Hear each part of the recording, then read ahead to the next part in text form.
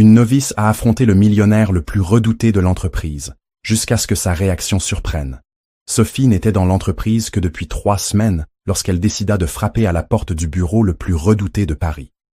Tous les autres employés de Renard Industries chuchotaient à propos de Florent Renard, comme s'il était une tempête capable de détruire des carrières d'un simple regard. Mais Sophie Valois, à 28 ans, n'avait jamais été du genre à se laisser intimider facilement. Le siège de l'entreprise se trouvait rue de la Paix, l'une des avenues les plus élégantes de Paris, et le bureau de Florent occupait tout le dernier étage. Sophie avait passé toute la matinée à vérifier les chiffres du projet Marseille, et elle était absolument certaine qu'il y avait une grave erreur dans les calculs approuvés par le conseil d'administration. Une erreur qui pourrait coûter des millions à l'entreprise. Elle frappa 3 fois à la porte en acajou sombre.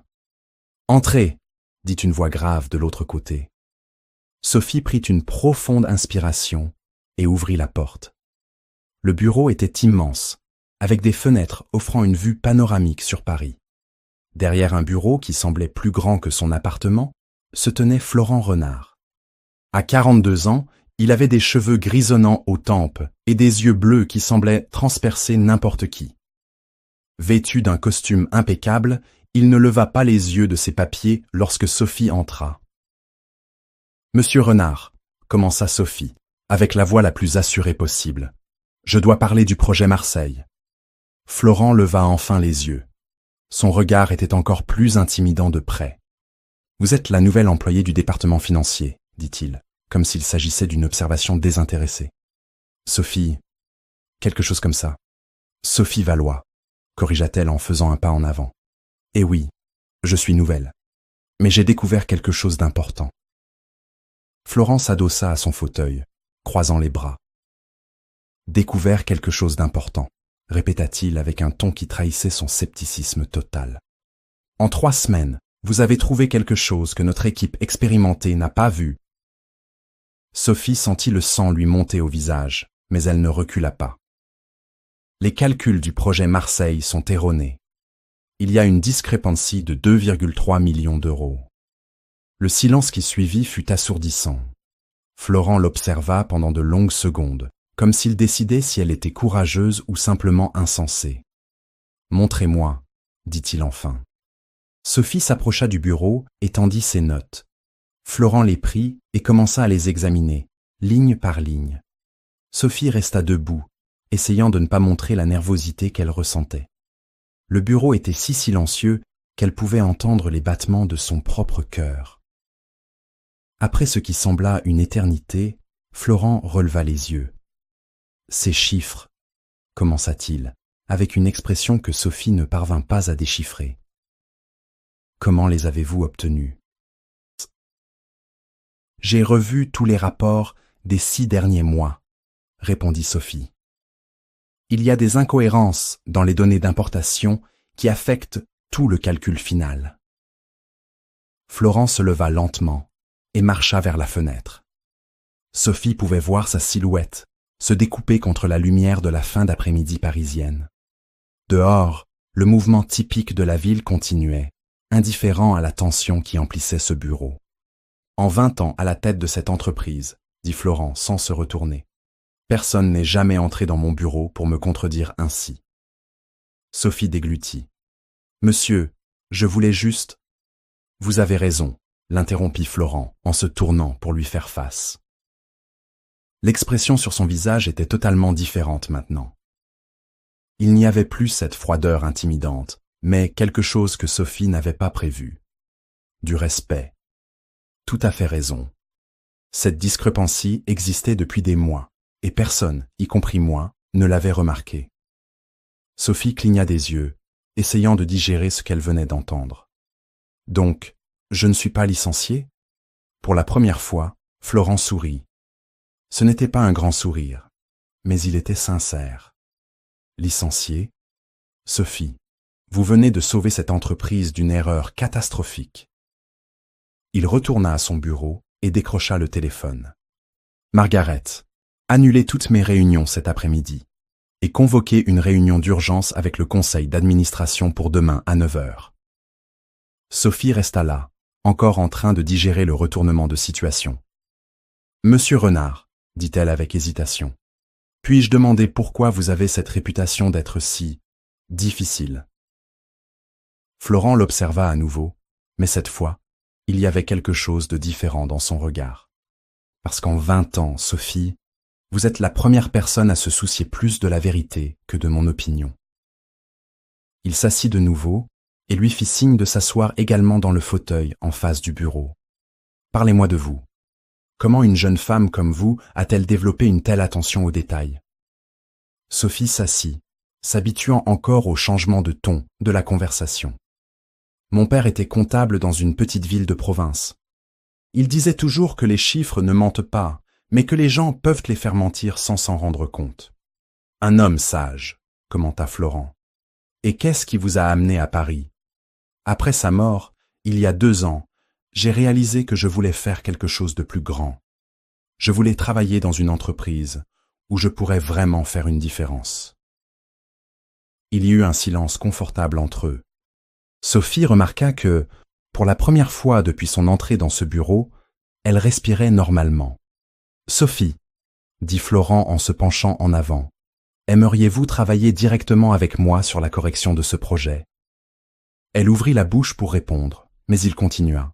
« Mais je dois vous prévenir, travailler avec moi ne sera pas facile. J'ai des exigences très élevées et… » Il hésita, comme s'il choisissait ses mots avec soin. « Et j'ai des problèmes personnels qui rendent difficile la confiance en autrui. » Sophie l'observa attentivement. Il y avait quelque chose dans la manière dont il avait dit cela qui suggérait une histoire plus profonde. « Je peux gérer des exigences élevées, » répondit-elle. « Quant aux problèmes personnels, eh bien, nous avons tous nos histoires. » Florent hocha lentement la tête. « Alors c'est décidé. Demain, après la réunion avec le conseil, nous commençons à travailler ensemble. » Il se leva et tendit la main. Sophie la serra, notant que sa poignée était ferme mais chaleureuse. « Une dernière chose, Sophie, » dit-il alors qu'elle était presque à la porte. « Comment saviez-vous que je ne vous licencierais pas pour m'avoir contredit ?» Sophie se retourna et sourit pour la première fois depuis son entrée dans le bureau. « Je ne le savais pas, mais j'ai pensé que ça valait la peine de tenter. » Quand Sophie sortit du bureau et ferma la porte derrière elle, elle ne pouvait imaginer que cette conversation avait non seulement changé son avenir dans l'entreprise, mais aussi réveillé quelque chose en Florent Renard qu'il avait enfoui depuis longtemps. Quelque chose qu'il ne parvenait pas encore à nommer, mais qui le garderait éveillé toute la nuit, repensant au courage de cette jeune femme. 3 semaines passèrent depuis cette première réunion, et Sophie découvrit rapidement que travailler avec Florent Renard était comme apprendre à danser avec un partenaire perfectionniste. Il était exigeant, méticuleux, et avait l'habitude de refaire tout ce qui ne correspondait pas exactement à ses standards. Mais Sophie remarqua aussi quelque chose que les autres employés ne voyaient pas. Derrière toute cette rigueur, il y avait un homme qui se souciait sincèrement de chaque détail, car chaque détail comptait pour lui. Il travaillait principalement en fin d'après-midi, lorsque le bureau se vidait. Florent semblait préférer ces moments de calme, loin des regards curieux des autres employés. Sophie avait remarqué qu'il devenait tendu en présence de nombreuses personnes, comme s'il était constamment sur ses gardes. « Les chiffres du 2e trimestre n'ont pas de sens, » dit Sophie en pointant l'écran de l'ordinateur. C'était un jeudi pluvieux, et le bruit de la pluie contre les fenêtres créait une atmosphère presque intime dans le grand bureau. Florent s'approcha pour mieux voir, et Sophie perçut le parfum subtil de son eau de Cologne. Il avait enlevé sa veste et retroussé les manches de sa chemise, ce qu'elle ne l'avait jamais vu faire en présence d'autres personnes. « Vous avez raison, » dit-il après avoir examiné les données. « Il y a quelque chose d'étrange dans les rapports de vente de la filiale de Lyon. »« Je peux passer quelques appels demain, » suggéra Sophie. « Non, » répondit Florent rapidement, avec une tension soudaine dans la voix. « Je m'en occupe. » Sophie le regarda, surprise par sa réaction. « D'accord, mais y a-t-il un problème particulier avec la filiale de Lyon ?» Florent s'éloigna du bureau et marcha vers la fenêtre. Dehors, Paris scintillait sous la pluie, avec les lumières des cafés et restaurants créant de petits halos dorés dans l'obscurité. « Sophie, » dit-il sans se retourner. Puis-je vous faire confiance? La question l'a pris de court. Bien sûr. Je veux dire, vraiment vous faire confiance. Avec des informations qui pourraient compliquer beaucoup de choses. Sophie se leva et s'approcha de lui. Florent, vous pouvez me faire confiance. C'était la première fois qu'elle l'appelait par son prénom, et ils en furent tous deux conscients. Il se tourna pour lui faire face, et Sophie vit quelque chose dans ses yeux qu'elle n'avait jamais vu auparavant, de la vulnérabilité. La filiale de Lyon, c'est là que tout a commencé pour moi, dit-il lentement. Il y a 15 ans, j'étais juste un jeune manager ambitieux, essayant d'impressionner mon beau-père. Votre beau-père? Il était le propriétaire de cette entreprise. Renard Industries s'appelait en réalité Industries du Bois. J'ai changé le nom quand il est mort. Florent retourna à son bureau et s'assit lourdement. Sophie resta où elle était, sentant qu'il avait besoin d'espace pour raconter son histoire. J'étais marié à sa fille, Céline. J'étais le gendre parfait, jeune, dévoué, prêt à tout pour prouver ma valeur. Il fit une pause, passant une main dans ses cheveux. À Lyon, j'ai découvert que le manager de la filiale détournait de l'argent. Beaucoup d'argent. Qu'avez-vous fait? Ce que je pensais devoir faire. Je l'ai dénoncé à mon beau-père. J'ai présenté toutes les preuves. J'ai demandé qu'il prenne les mesures nécessaires. Sophie sentit que l'histoire n'allait pas bien se terminer. Mais le manager était un ami proche de la famille depuis des décennies. Il avait été le parrain de mariage des parents de Céline. Florent soupira profondément. Mon beau-père ne m'a pas cru. Il a dit que j'étais paranoïaque, trop ambitieux, que j'essayais de nuire à un homme honnête. Et votre femme? Céline a pris le parti de son père. Elle a dit que j'étais obsédé par le travail, que je voyais des problèmes, là où il n'y en avait pas. La voix de Florent devint plus basse. 3 mois plus tard, le scandale a éclaté.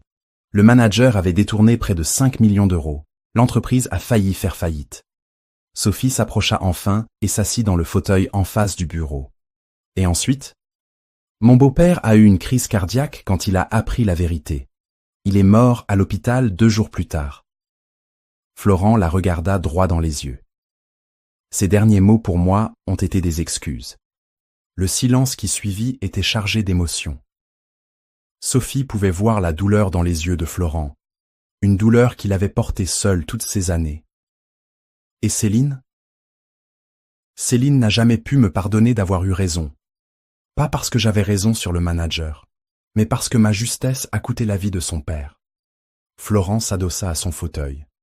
Nous avons divorcé 2 ans plus tard. Elle a dit qu'elle ne pouvait pas me regarder sans penser à la dernière conversation qu'elle avait eue avec son père. Sophie sentit son cœur se serrer.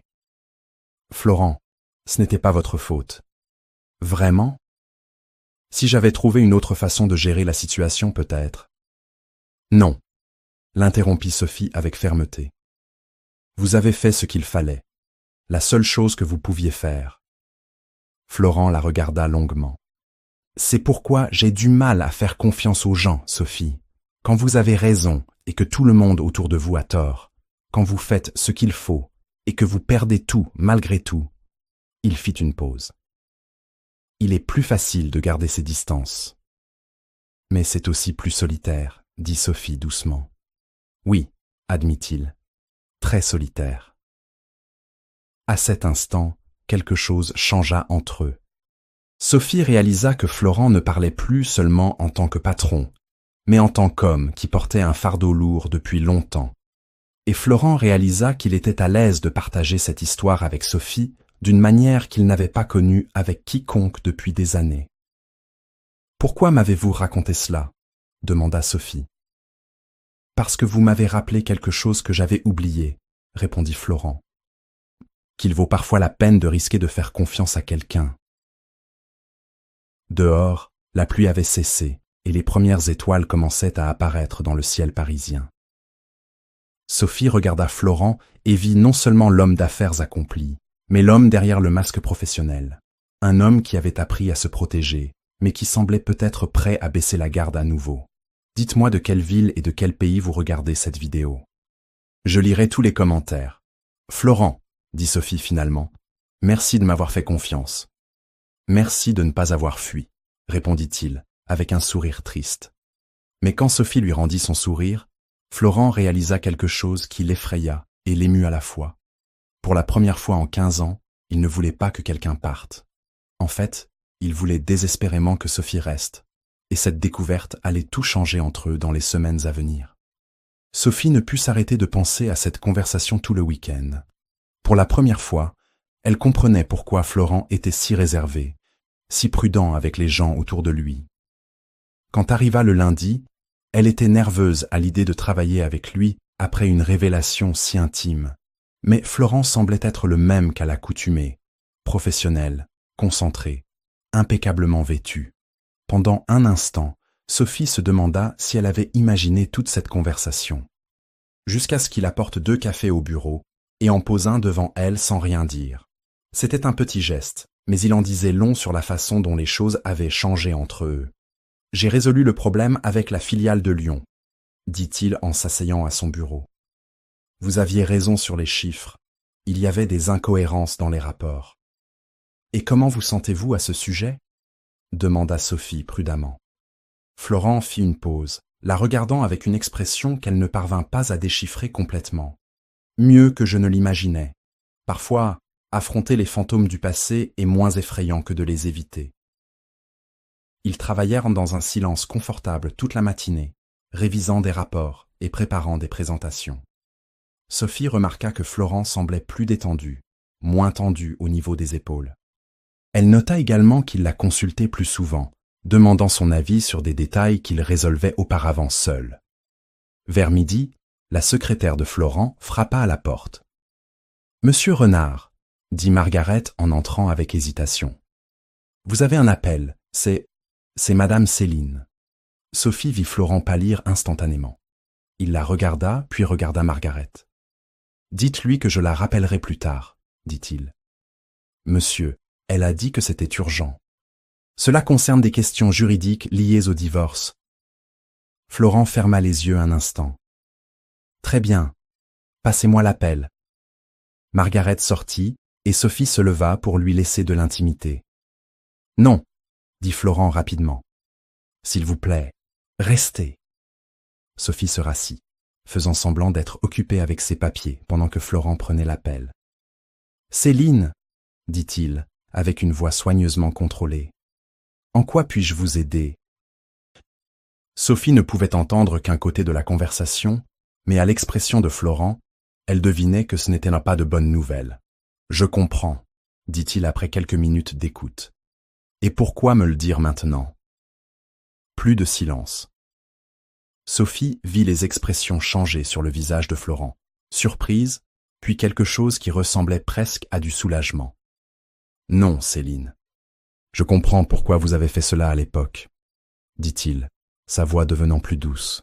« Vous souffriez. » La conversation continua encore quelques minutes, avec Florent principalement à l'écoute. Quand il raccrocha enfin, il resta assis en silence pendant un long moment. « Tout va bien ?» demanda Sophie doucement. « Elle s'est excusée, » dit Florent, comme s'il n'arrivait pas à croire ce qu'il disait.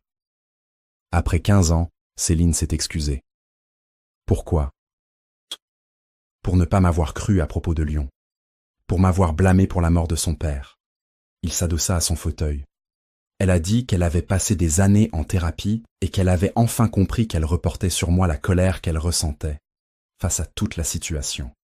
Sophie ressentit une émotion étrange. Elle était heureuse que Florent ait reçu ses excuses, dont il avait manifestement besoin. Mais elle ressentait aussi quelque chose qu'elle reconnut comme de la jalousie. L'ex-femme de Florent était encore assez importante pour affecter autant ses émotions. « Comment vous sentez-vous à ce sujet ?» demanda-t-elle. « Libérée, » répondit Florent immédiatement, comme si un poids que je ne savais même pas porter avait été retiré de mes épaules. Il se leva et marcha vers la fenêtre, comme il le faisait toujours lorsqu'il traitait quelque chose d'important. « Sophie, puis-je vous poser une question personnelle ?»« Bien sûr. Pourquoi une femme intelligente et talentueuse comme vous est-elle encore célibataire ?» La question la prit complètement au dépourvu, Eh bien, je me suis concentré sur ma carrière, et je n'ai pas trouvé la bonne personne. Et comment sait-on quand on trouve la bonne personne? Sophie l'observa attentivement. Il y avait quelque chose de différent dans la manière dont il posait ses questions. Je pense qu'on le sait quand on rencontre quelqu'un qui nous donne envie d'être une meilleure version de nous-mêmes, répondit-elle honnêtement. Quelqu'un en qui on peut avoir une confiance totale. Quelqu'un qui nous accepte tels que nous sommes, mais qui nous inspire à grandir. Florent se tourna pour lui faire face. Et si cette personne était votre patron? Le cœur de Sophie se mit à battre plus vite. Florent, désolé, dit-il rapidement, passant une main dans ses cheveux. Je n'aurais pas dû poser cette question. C'est inapproprié. Ce n'est pas inapproprié si les sentiments sont réciproques, répondit Sophie doucement. Ils se regardèrent longuement. Sophie pouvait voir le combat intérieur dans les yeux de Florent, le désir de se rapprocher, luttant contre des années d'autoprotection. Sophie, dit-il enfin, je ne veux pas compliquer votre vie ou votre carrière. Et si je disais que vous l'avez déjà compliqué, répondit-elle avec un petit sourire, dans le meilleur sens possible. Florent traversa lentement le bureau jusqu'à s'arrêter devant elle. Je ne suis pas facile à aimer, dit-il. J'ai des cicatrices, des peurs, des manies développées au fil des ans. Nous en avons tous, répondit Sophie en se levant pour être à sa hauteur.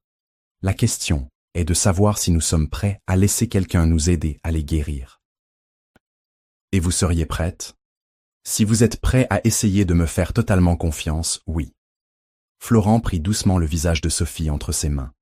Vous me donnez envie d'essayer, murmura-t-il. Quand ils s'embrassèrent, ce fut comme si toutes les barrières que Florent avait construites au fil des ans s'effondraient d'un coup. C'était un baiser plein de promesses, d'espoir, d'un avenir que ni l'un ni l'autre n'avaient imaginé possible quelques semaines auparavant. Quand ils se séparèrent, Sophie sourit. Alors, que faisons-nous maintenant? Maintenant, dit Florent en souriant d'une manière qu'elle n'avait jamais vue auparavant. Nous recommençons, tous les deux. 6 mois plus tard, Sophie et Florent travaillaient côte à côte non seulement comme collègues, mais comme partenaires à tous les niveaux. L'entreprise prospérait sous leur nouvelle dynamique de leadership collaboratif, et les autres employés commencèrent à remarquer que l'ambiance de travail était devenue plus chaleureuse et moins intimidante. Par une après-midi ensoleillée de printemps, alors qu'ils examinaient les excellents résultats du dernier trimestre, Florent regarda Sophie et réalisa à quel point sa vie avait changé. « Vous savez, dit-il, il y a 1 an, si quelqu'un m'avait dit que je serais plus heureux que je ne l'ai jamais été, travaillant avec quelqu'un en qui j'ai totalement confiance, j'aurais dit qu'il était fou. Et maintenant ?» demanda Sophie en se penchant pour embrasser sa joue. « Maintenant, je sais que parfois les meilleures choses de la vie viennent quand on a le courage d'être vulnérable à nouveau. » Sophie sourit. Et parfois, confronter le patron le plus redouté de l'entreprise peut être la meilleure décision que l'on prend. Ils rirent ensemble, et Florent réalisa que c'était la leçon la plus importante de sa vie, que pardonner ne change pas le passé, mais peut transformer ce qui vient après, et que recommencer, ce n'est pas revenir au début, c'est simplement choisir un nouveau chemin. Un chemin qu'il n'avait plus à parcourir seul cette fois-ci. Si vous avez aimé cette histoire, abonnez-vous pour écouter les prochaines.